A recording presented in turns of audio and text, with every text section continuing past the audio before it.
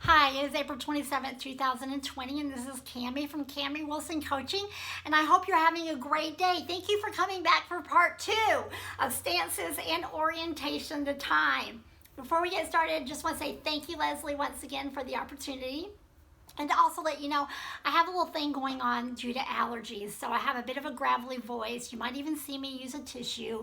So thank you in advance for giving me that grace. I really do appreciate it. As a point of review, last week we talked about three different stances: that of being aggressive, that of being dependent, and that of being withdrawn. God made us to be different. Some of us are in this aggressive stance, dependent stance, or withdrawal stance, and that's a good thing. We're not all alike. No stance is any better or any worse than any other stance. That's very important to remember. We all have our strengths, we all have our weaknesses. The second thing we talked about was orientation to time. Now, there's the future, the present, and the past. The future is always paired with those in the aggressive stance, always thinking ahead, moving ahead, not fully engaged in the present because your mind's in the future. The present is paired with a dependent stance. You are kind of in the present. You're in the moment. You're not thinking too far ahead. You're not thinking too, far behind. You are in the moment. It can be both good and bad. And the withdrawal stance. You are usually, your reference is the past. Not that you never think ahead or never are in the present. You just tend to reference the past a lot for the decisions you have to make, for the plans you make, for the way that you process. So once again, aggressive, dependent, withdrawn, and future, present, and past. That's what we covered last week. And we covered it pretty much from an individual standpoint. Well, today we're going to talk about, what about from a leadership standpoint? What do these things mean for me?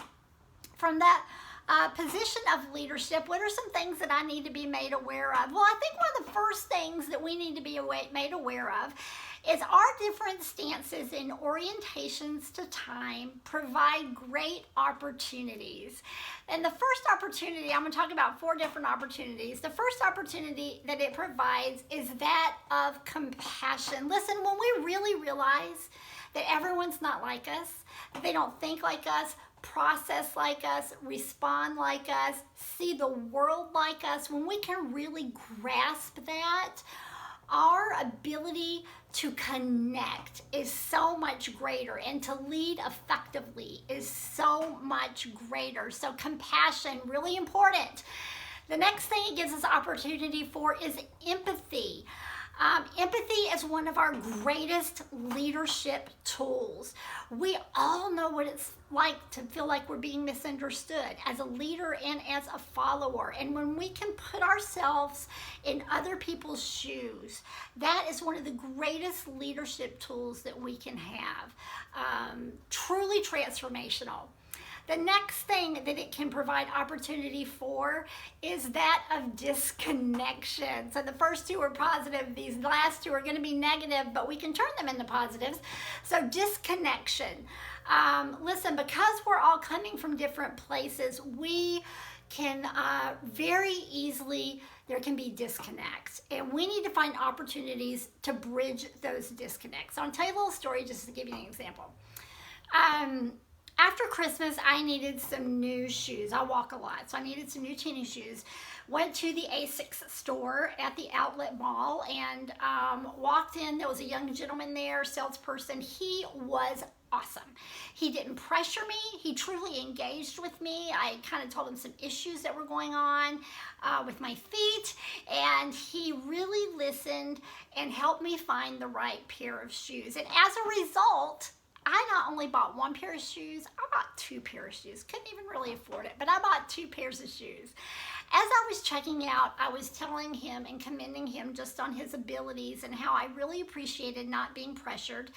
And he said, I wish you would have been here earlier and you could have told my supervisor. She's always pressuring us to pressure the customers. And I thought, Well, that's a great disconnect, because while that might work for some people, that's going to not work for other people. Because had he pressured me, I would have put my foot in the ground and said, "You can't make me do anything," and I would have walked out. So it works for some people, it doesn't work for others. There isn't a formula that works for everyone, so we have to be careful of that disconnect. It also provides us great opportunity for misunderstanding. Those in the aggressive stance are often confident, and that can be seen as arrogance, and that's a great misunderstanding. Those in the dependent stance can be seen as wishy-washy because they're changing direction, going the way of what's going on around them. That's a misunderstanding.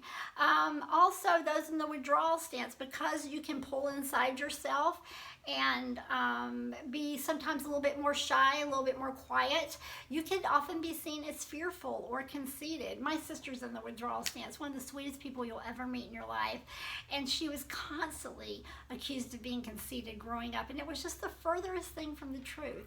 So it can cause great opportunity for compassion, for empathy, for disconnect, and for misunderstanding, and we need to be aware of that. And when that is on our radar, when we're connecting with our teams, connecting with our customers and clients, and connecting with those that we're in relationship with, it truly enhances our ability to do that. Now, we're going to talk about some words of caution. I'm going to give each stance. Hopefully by this point you've identified what stance you're in. I'm going to give each stance a bit of word of caution, and hopefully that will prove to be helpful as you lead your teams as well. I'm going to share this information from the position of leading, but I encourage you to really pay attention to all three stances, because it will help you understand those you lead who are not in your stance a bit better, if that makes sense. Hopefully it will in a minute. So the aggressive stance. Listen, we process out loud about the future. That can be good, and that can be very, very frustrating and confusing for those that we lead.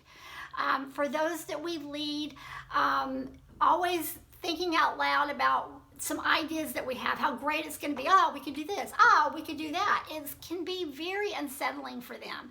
I heard the story of a church staff who had a pastor, large church, who had a pastor that constantly processed out loud about the future.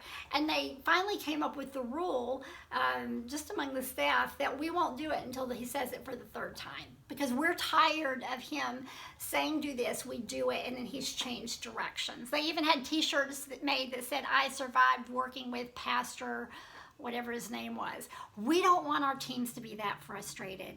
So a couple things we could do. One is just find that one person we can process out loud with about the future. And let it be someone that understands what we're doing. Or if we're processing out loud with our team, we need to clarify, I'm just thinking out loud. I'm just brainstorming. When I do come to a final directive, I will let you know, or we will come to that decision together. We need to let them know what we're doing so that they are not frustrated. This can also be very frustrating in our relationships. As I told you last week, I am future-oriented. My husband is present-oriented. And just a silly example, but Fridays are our day off.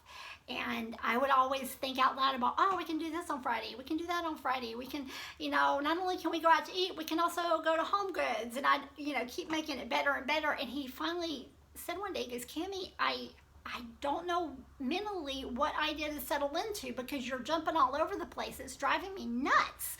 So we finally came to the agreement that I don't share my ideas about what we're doing on Friday until I've settled them in my mind, and I'm sure this is what I really want to do, because he's always good with whatever I want to do. So it can be very frustrating in our interpersonal relationships as well. So once again, let's be considerate of our teams. We also need to be considerate, if you're in the aggressive stance, of how we come across. Sometimes our passion can be seen as severe aggression or anger. Years ago, when we were pastoring a church in California, we were in a very sensitive meeting with some elders. We had a problem that as a church we were trying to figure out. And when we left the meeting, my husband said, Cammie, when you come across with your passion, you come across like you're very angry. He said, now I know you're not angry because I know you. I know you're just passionate. But I think they misunderstood you because they saw your passion as anger. So I'm just letting you know that. And I was actually, I couldn't even argue because I'm like, I totally saw what he was talking about. And ever since then, I've tried to be very careful that my passion doesn't come across as anger. So we have to be careful about that if we're in the aggressive stance. Dependent stance, not gonna let you off the hook. My main word for you is boundaries. Boundaries are a good, considerate, healthy thing to do. When you have things that you need to get done. It is okay to set boundaries and let your team know that you need to get these things done, and you will help them out as soon as you get your things done. I know we don't want to do that all the time because we don't want to be rigid, but it's okay to do that. Sometimes you're in your kindness, you are able to see what's going on and adjust. And sometimes that's just not a healthy thing to do. You need to practice boundaries. When you're setting boundaries, that's not a bad thing. It's not a selfish thing. Remember, you're not making a decision against someone else. You're making a decision for yourself. So don't feel bad when you need to set those boundaries and you need to focus and get some things done that you need to get done. Also, you like to process out loud about the present, kind of like the aggressive people like to process out loud about the future. When you're doing that, can you kind of give everybody a heads up? That's so helpful. It helps people know that this is just something you need to do. You need to process out loud. I think I told you the story last week of my son who is in this stance, and he'll call me up. He'll go, Mom, don't want your advice. Don't want you to tell me what to do. I just need you to listen. And we've got it down pat now. He processes out loud. I listen. I might throw it in a or a, oh, that sounds good along the way. And then when he's done, and he's sorted out whatever he needed to sort out himself. So when you need to process out loud about what's going on, give everybody a heads up. Let them know. And last but not least, when you need a little more time to process, when you need a little more time to think things through, just let us know and tell us when you will get back to us. This was transformational in my marriage. My husband will say, Cammie, I need more time. Can we talk about this tomorrow night at dinner? So when you're leading a team, you might need to say, can we table that? And can we come back and reconvene in 24 hours? Or can we table that and talk about that next staff meeting? Let everyone know when you're going to be ready to come back. Stick to that. Be faithful to that. Don't leave it open-ended. Don't say, I just need more time to process. Put a time limit on it for your sake and for theirs. So just let us know that you need to process, and we will be more than happy to give you the time to do it. Those in the withdrawal stance, when possible, usually those in the withdrawal stance, you do like to process and you do like to research and you really love doing it. So, and that's great. We need you. But can you do as much, if it's possible and when it's possible, do as much research ahead of time as possible? This will help keep things moving along for everyone else and will help everyone else from being frustrated. Also, when you're asking questions, you might want to preference, I'm not asking because I'm being negative, I'm trying to help us find the holes, or I'm trying to clarify some things, or I'm trying to find any potential problems so we can make this succeed. Just let us know, because sometimes when you ask a lot of questions, it can be a little frustrating for others because they feel like you're not on board. And it's not that you're not on board, you're just trying to save us a lot of trouble. So if you can just let us know that ahead of time. Sometimes also, you just need to move into action. Listen, we are so thankful for the research that you do. You save so many problems and keep us from getting ourselves in a lot of bad fixes. But sometimes you gotta move on. You just gotta move. So sometimes don't be afraid to do that. Sometimes enough research is enough research. So just be ready to move on. And most importantly, for those in the withdrawal stance, I just want to say this, and this is, if I can say, walk away with this one message, walk away with this. Your presence matters.